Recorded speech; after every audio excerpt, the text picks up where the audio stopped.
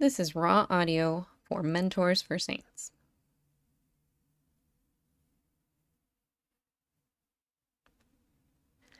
Welcome to the Catholic Apostolate Center's blogcast series. Today's episode is titled Mentors for Saints, written by Brendan Burtis and read by Fatima Monterrubio Cruess. One of the topics the 2018 Synod on Young People, the Faith, and Vocational Discernment sought to address was the role of mentorship in the development of the spiritual life. In a time when so many of us seek to know more about the faith and struggle to find faithful examples in the world, the topic of mentorship is extraordinarily important in nourishing young Christians in the faith. The Instrumentum Laboris for the Synod, or working document, published in March of 2018, brings up two major points that address the roles a mentor has today. The first and most talked about is that of accompaniment. The other is education, which is especially important in a time when we live in an increasingly secular culture. These two facets of mentorship are different and cannot always be fulfilled by one person.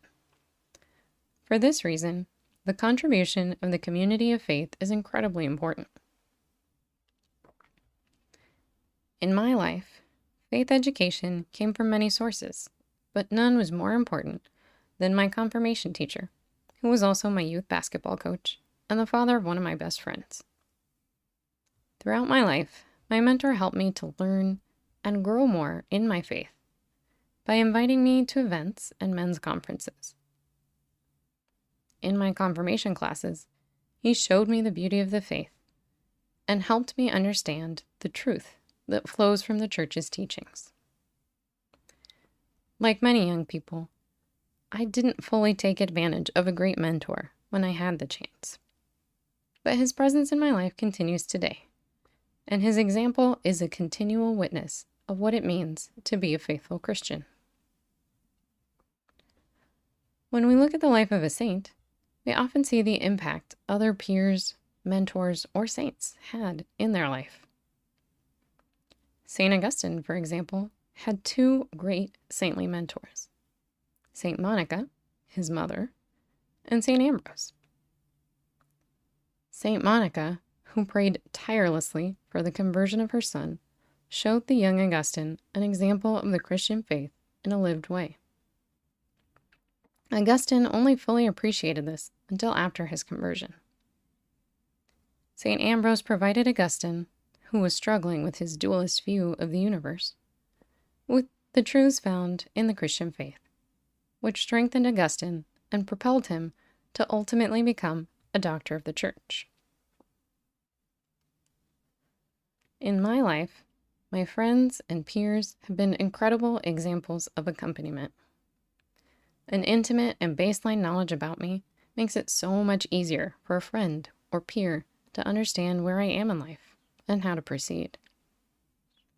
Peer mentorship, in my experience, is only possible because of the tireless effort that my parents, teachers, ministers, and more have put into nurturing me in understanding and acting in the faith.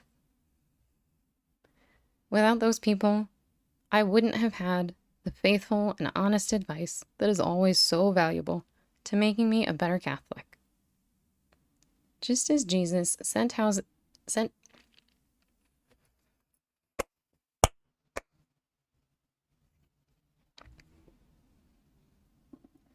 an intimate and baseline knowledge about me makes it so much easier for a friend or peer to understand where I am in life and how to proceed.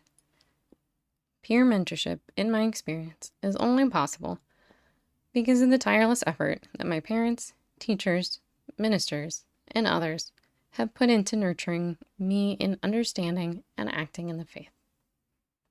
Without those people, I wouldn't have had the faithful and honest advice that is always so valuable to making me a better Catholic. Just as Jesus sent out his apostles 2 by 2, we share in the apostles' mission to evangelize the world. and we must rely on those who share our mission for their support in life. Saints are often friends with other saints. Two men who followed in the footsteps of the apostles in fraternity and holiness were St. Ignatius of Loyola and St. Francis Xavier. In the early days of the Jesuit order, these saints relied on one another for the strength to persevere in promoting the mission of the Society of Jesus. Roommates at the University of Paris, their friendship was centered around Jesus and informed by their studies in theology. The union of intimate friendship and a well-formed Christian mind creates incredible fruits, which are seen clearly in the success of the Jesuit order in the missionary work in Europe and around the world. A revitalized sense of mentorship among Christians is so necessary in a time when the world directs us away from God and into itself. The responsibility for educating and accompanying young people falls on old and young alike. So many young people search for true meaning. It is our responsibility as Christians to take their hand and walk them closer to the faith by showing them the truth in the Church's teachings.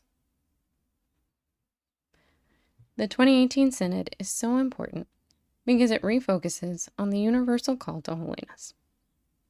We are called to invite young people into the fullness of the faith through mentorship, educating them in the fullness of her truth, and accompanying them through their struggles, always striving to bring each other closer to Christ along the way.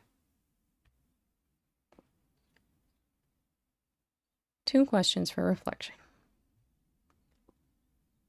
Do you have any examples of mentorship in your own life? How can you accompany and educate those around you in the example of Christ?